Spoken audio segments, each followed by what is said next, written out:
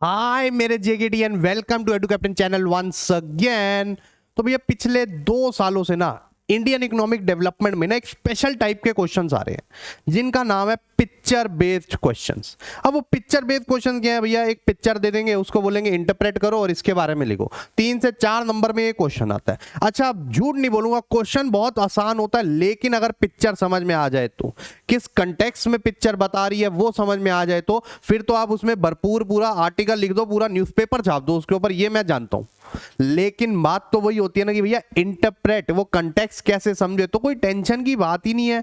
जब बोल दिया सारी टेंशन अपने छोड़ दो और सिर्फ आप तैयारी पे ध्यान दो, तो फिर इतना वरी क्यों लेना है आप लोगों को यार। पिक्चर बेस्ड क्वेश्चन की पीडीएफ बना लाया हूं मैं, जितने भरपूर बन सकते हैं, क्योंकि आते इंडियन इकोनॉमिक डेवलपमेंट में। अगर इन केस मैक्रो में आ जाए वो तो बहुत ईजी होता है, ठीक है, उसमें तो वैसे चांसेस ना के बराबर ही हैं, लेकिन अगर आ जाए तो बजट पे आ जाता है, ठीक है, या बीओपी का फोटो दे देंगे, उसके अलावा उसमें तो चांसेस है ही नहीं। लेकिन इंडियन इकोनॉमिक डेवलपमेंट में हर एक चैप्टर से जो जो आपके पिक्चर बेस्ड क्वेश्चन बन सकते हैं सब उतार लाया हूं आप लोगों के लिए। इसमें से कई ऐसे हैं, कई तो नहीं, बहुत कम ऐसे हैं जो पिछले 2 सालों में आ गए हैं, तो उसकी टेंशन मत लीजिएगा, ठीक है जी। लेकिन प्रैक्टिस तो उसकी भी करनी है, सो दैट हमारी ये स्किल जो है और इंप्रूव हो जाए पिक्चर बेस्ड क्वेश्चन को पकड़ने की। चलो तो जल्दी से क्या करना है, आपने वीडियो को 2 मिनट के लिए पॉज करना है, अकाउंट्स एंड इको की महफिल टेलीग्राम चैनल को ज्वाइन करके आना, क्योंकि वो पीडीएफ यहीं पर मिलेगी, मैं आपको बता देता हूं, ठीक है जी। जितना भी मटेरियल हम प्रोवाइड करवाते हैं सिर्फ यहीं पर प्रोवाइड कराते हैं।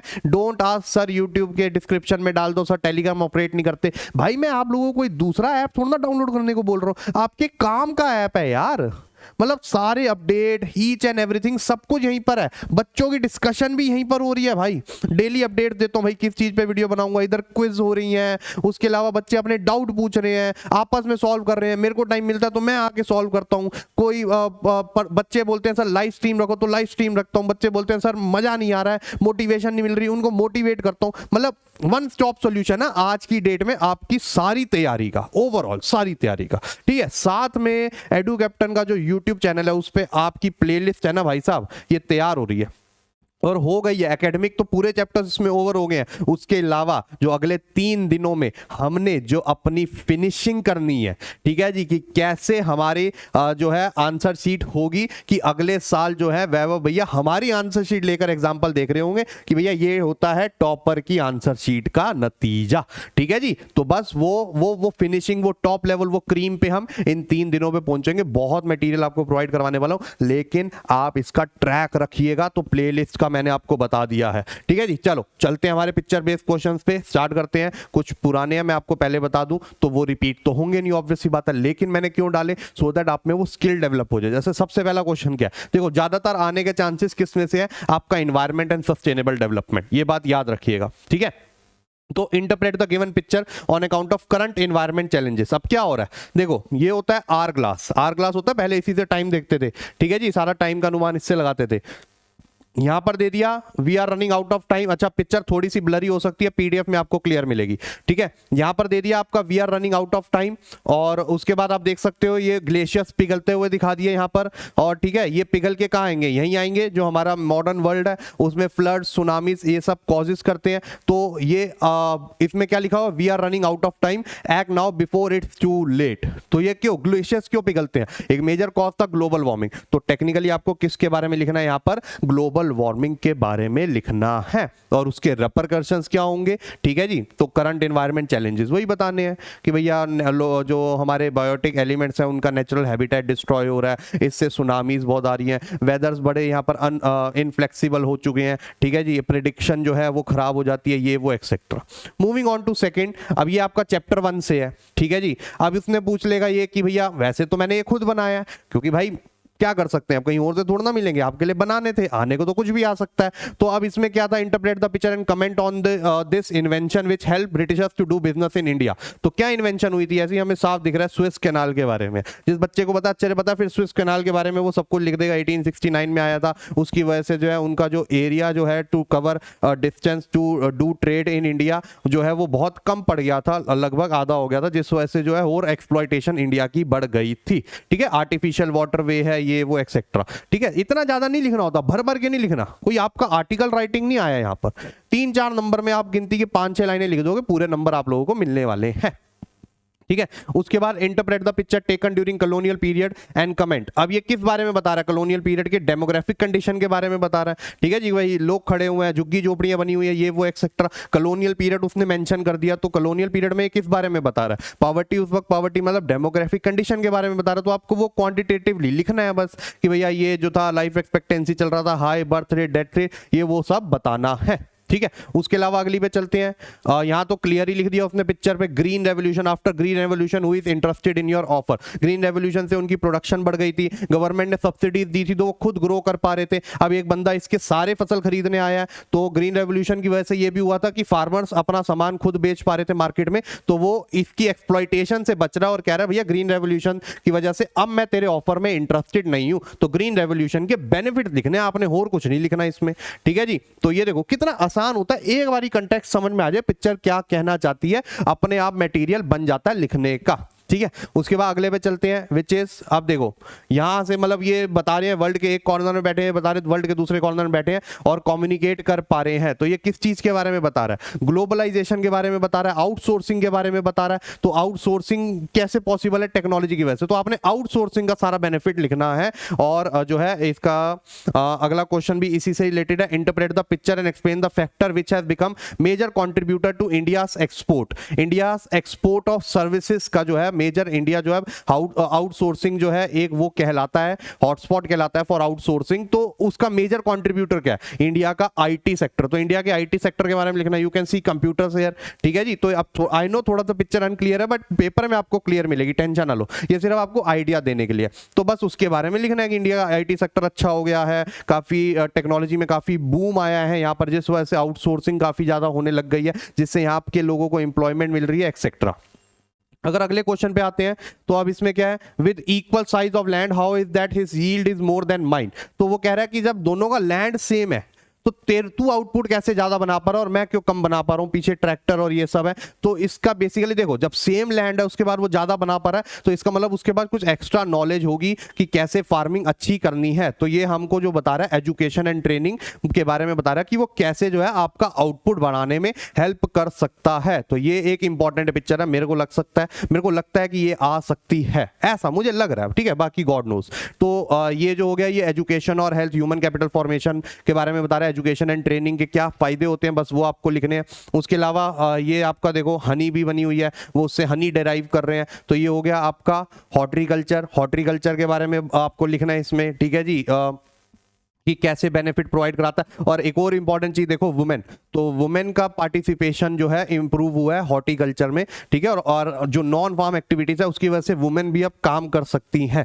उसके अलावा 9th में आप देखो, ये आप देखोगे पोल्ट्री फार्मिंग का जो है पूरा दे रखा है, आप देख सकते हो, हेयर आर हेंस हेयर, तो चिकन के काम, पोल्ट्री फार्मिंग, अंडे वंडे और ये सब, तो उसके बारे में आपको लिखना है। तो एक मेरे को लगता है रूरल डेवलपमेंट से भी इस बार क्वेश्चन आ सकता है, या उससे इस बार क्वेश्चन आएगा। उसके अलावा आप देखो यहाँ पर शीप्स हैं बहुत सारी, तो शीप ग्रेजिंग, तो ये आपका हो गया शीप रियरिंग। ठीक है जी, जो आपका एनिमल हस्बेंड्री में आ जाता है, तो वो भी बहुत एक इंपॉर्टेंट पार्ट है। ठीक है। उसके अलावा आपका फिशरीज है, तो ये फिशरीज के बारे में आपको लिखना होगा ये सारा। तो आप देख रहे हो सारी, एक बार पिक्चर पकड़ में आ जाए सारा काम बन जाता है। और एक एक चीज उस पिक्चर में ना इंपॉर्टेंट होती है, कोई डिपिक्ट कर रही होती है। ठीक है, ये बात याद रखना। अब जैसे देखो, ये वो ब्रिक बना रहा है, अब ब्रिक बना रहा हो, इस पे बच्चे पे फोकस किया हुआ है। ठीक है। अब ये एजुकेशन तो नहीं है, या चाइल्ड लेबर तो नहीं है, क्योंकि आपने ऐसा कोई टॉपिक पढ़ा ही नहीं है चाइल्ड लेबर का। तो ये किस बारे में बता रहा होगा? तो अगर मैं एम्प्लॉयमेंट चैप्टर के पॉइंट ऑफ व्यू से देखूं तो ये उसके बारे में बता रहा होगा आपका जो कैजुअल लेबर्स होते हैं, कि क्योंकि जितना काम होगा उतना ही उसको पैसा मिलेगा, जितनी ब्रिक्स बनाएगा उसी हिसाब से पैसा मिलेगा। तो एक कैजुअल वर्कफोर्स के बारे में बता रहा है, बस आपको लिखना है उसके डीमेरिट्स क्या होते हैं, इंडिया में कितना प्रेवलेंट है आज की डेट में, बढ़ते जा रहे हैं लोग एक्सेट्रा। उसके बाद इनफॉर्मलाइजेशन ऑफ वर्कफोर्स। ठीक है, ये भी पिक्चर आ सकती है जिसमें आप देख सकते हो लोग जो है फॉर्मल सेक्टर से इनफॉर्मल सेक्टर, और उसका वेट बढ़ रहा है, उसमें पॉपुलेशन बढ़ रही है, तो इसको बोलते हैं इनफॉर्मलाइजेशन ऑफ वर्कफोर्स। ठीक है, कि भैया जो हमारी जो पॉपुलेशन है, वर्कफोर्स है, वो फॉर्मल से इनफॉर्मल में बढ़ती जा रही है, उसके रीजंस क्या हो सकते हैं एक्सेट्रा, डीमेरिट्स क्या हो सकते हैं, ये सब आप लिखोगे। उसके अलावा ये देखो, स्कूल से निकल रहे हैं लेकिन जॉब सेंटर पे भीड़ हो रखी है, उनको जॉब्स नहीं मिल रही है, तो ये हो गया आपका एजुकेटेड अनएम्प्लॉयड। अनएम्प्लॉयड, क्या हो गया आपका एजुकेटेड अनएम्प्लॉयड, ठीक है, इसको क्या बोलेंगे, इसका शायद मैंने हिंट लिखा नहीं बट देख लेना, मैंने आपको बता दिया एजुकेटेड अनएम्प्लॉयड है, ठीक है। टाइप ऑफ अनएम्प्लॉयमेंट होती है जिसमें एजुकेशन तो बढ़ रही है, ठीक है, लेकिन अनएम्प्लॉयमेंट नहीं हो रही है, और अनएम्प्लॉयमेंट हो रही है, एम्प्लॉयमेंट नहीं मिल रही है उनको, ठीक है, डिग्री लेकर जो है खाली बैठे रहते हैं, उनको नौकरी नहीं मिल रही, ये वो वाला सीन हो गया। उसके बाद इसमें देखो साफ दिख रहा है डिफॉरेस्टेशन हो रखा है, ये तो इसमें तो कुछ देखना भी नहीं है, तो ये लास्ट ईयर आया था। उसके अलावा आपका ये भी लास्ट ईयर था। सीरियस कंसर्न्स, जो मैंने क्या बोला आपको, इन्वायरमेंट एंड सस्टेनेबल डेवलपमेंट से सबसे ज्यादा चांसेस है आने के। Serious concern over climate change is taken over the attention of the world, तो ये देखो आप ध्यान से देखो, सोलर पैनल्स, विंड मिल्स, ठीक है, साइकिल यूज कर रहा है, तो आपको बताना है बस इसके बारे में। In the light of above statement image discuss any two strategies, तो नॉन कन्वेंशनल सोर्सेज बता दो, ठीक है जी, यूज ऑफ पब्लिक ट्रांसपोर्ट या ग्रीनर फ्यूल्स ये वो बता दो, एयर पॉल्यूशन को कंट्रोल करो ये बता दो। तो ये आपको जो है कंसर्न्स कैसे ये जो अपनी इन्वायरमेंट को और हम करेक्ट कर सकते हैं उसके बारे में बताना है, ठीक है। 17 पे आए, ये सारे जो है पिछले साल के आए हुए हैं। In the light of the given image identify and explain any one strategy to ensure sustainable development, देखो ग्रीन हो रखा है, ग्रीन का मतलब है कि भैया पॉल्यूशन कम है, ठीक है जी। उसके बाद देखो विंड मिल्स दिख सकते हैं आपको, साइकिल्स दिख सकते हैं आपको, पेड़ पौधे दिख सकते हैं आपको, तो आपने बस इसके बारे में बताना है। ग्रीनर फ्यूल्स यूज करेंगे, ग्रीन का रिप्रेजेंट का मतलब हो गया कि इन्वायरमेंट के इको फ्रेंडली फ्यूल्स का यूज करेंगे, non conventional sources wind mill का यूज करेंगे, ठीक है जी, जो पॉल्यूशन क्रिएटिंग व्हीकल्स हैं उनका यूज नहीं करेंगे, एक्सेट्रा।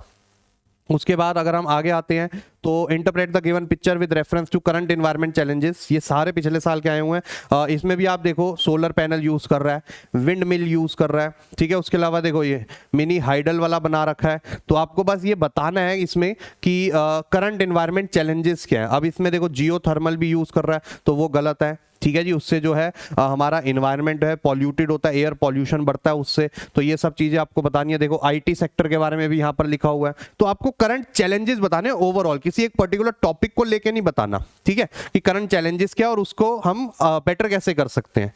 उसके अलावा अगला आता है आपका ग्लोबल वार्मिंग, देखो अर्थ बनी हुई है, ठीक है जी, और बुखार चढ़ा हुआ है, मतलब टेम्परेचर बढ़ गया, दैट इज ग्लोबल वार्मिंग, तो उसके बारे में लिखना है, क्यों होता है, उसके इफेक्ट्स क्या है, एक्सेट्रा।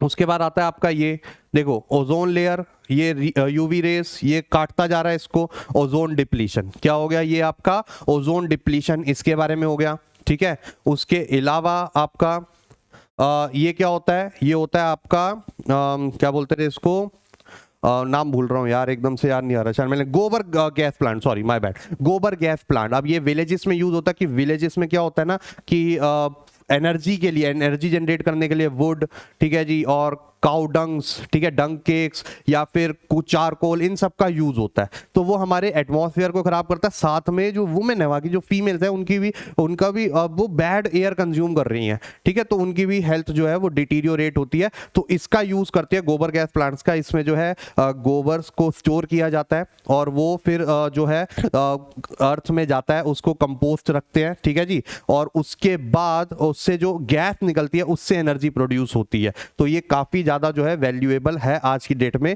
विलेजेस के लिए। तो ये गोबर गैस प्लांट हो गया आपका। उसके अलावा देखो सीएनजी, तो सीएनजी के बेनिफिट आपको बताने हैं, यूसेज ऑफ सीएनजी क्या होते हैं, कैसे हेल्प कर सकते हैं, एक्सेट्रा।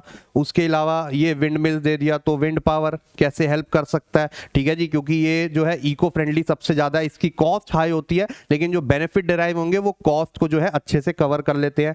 उसके अलावा अगर अगले आगे चले हम, तो यहाँ पर सोलर पैनल्स का यूज कर रहा है, तो सोलर पावर इंडिया में इसकी जो इंपॉर्टेंस है बढ़ती जा रही, क्योंकि इंडिया में जो है काफी ऐसे एरियाज हैं जहां पर जो है सनलाइट बहुत ज्यादा आती है, ठीक है, तो हम इसका यूज बहुत अच्छे से कर सकते हैं, खासकर ऐसे एरियाज में जहां पर इलेक्ट्रिसिटी नहीं पहुंच पा रही, तो ये सब आपको लिखना है। उसके अलावा आप देख सकते हैं ये मिनी हाइडल प्लांट है, जहां पर वो लिमिटेड हाउसेस को इलेक्ट्रिसिटी प्रोवाइड करा रहा है, तो उसके फायदे आपको लिखने होंगे, ठीक है। उसके अलावा ये हो गया आपका बायो कंपोस्टिंग। बायो कंपोस्टिंग में क्या होता है, जितना भी फ्रूट्स, वेजिटेबल्स, एनिमल्स वेस्ट होता है उसको जो है स्टोर करके रख लेते हैं, ठीक है जी, और जो हमारे यहाँ पर इंसेक्ट्स और ये सब होते हैं वो इस पे वर्क करते हैं और इसको जो है इससे न्यूट्रिएंट्स डिराइव करके सॉइल में छोड़ते हैं, तो सॉइल की फर्टिलिटी इससे इंप्रूव होती है। ये एक तरीके से ऑर्गेनिक मैन्योर है जो कि यूज किया जा सकता है फॉर ऑर्गेनिक फार्मिंग, कि केमिकल फर्टिलाइजर्स के बजाय हम ये यूज कर सकते हैं, which is very important for today's world. उसके बाद ये हो गया आपका बायो पेस्ट कंट्रोल, मतलब रेदर देन यूजिंग केमिकल्स और ये वो, क्योंकि ग्रीन रेवोल्यूशन के बाद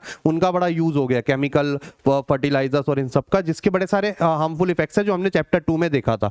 तो कई ऐसी चीजें जैसे स्नेक्स हो गया, कई ऐसे बर्ड्स हैं जो पेस्ट को जो है हमारे क्रॉप से दूर रख सकते हैं, तो हम उनका यूज कर सकते हैं भैया। आपका चूहा हो गया, आपके कीड़े हो गए, तो चूहे का, कीड़े का, सबका बदला लेगा रे तेरा कौआ, ये ऐसे वाला सीन हो गया, तो बायोपेस्ट कंट्रोल। उसके बाद अगला हो गया आपका ये देख सकते हैं ये, और उसमें आपको प्रॉपर हिंट देगा क्वेश्चन में ऊपर कि चाइना में ये कौन सी पॉलिसी रिप्रेजेंट कर रहा है, तो ग्रेट लीप फॉरवर्ड, क्योंकि फर्नेसेस बना दिए थे ग्रेट लीप फॉरवर्ड में और ये पूरा जो है उसका बेनिफिट उन्हें मिला था। तो ग्रेट लीप फॉरवर्ड के बारे में आपको लिखना है, माओ जेडुंग जो है उन्होंने इंप्लीमेंट किया था, ठीक है। तो ये थे सारे आपके पिक्चर बेस्ड क्वेश्चन जो मेरे अकॉर्डिंग जो है बन सकते हैं। इनकी प्रैक्टिस कर लो, इन पे लिखना सीख लो, इनकी इंटरप्रिटेशन सीख लो, बस आपका काम जो है ना वो सेट हो जाना है, ये मेरी गारंटी है आप लोगों को, ठीक है जी। तो ऐसी ही वीडियोस अगर चाहते हो तो भैया लाइक करो, कमेंट में टॉपिक लिखो कि किस बारे में वीडियो बनाई जाए, ठीक है, और आपको वीडियो उस पर जरूर मिलेगी। तब तक के लिए bye bye, take care and have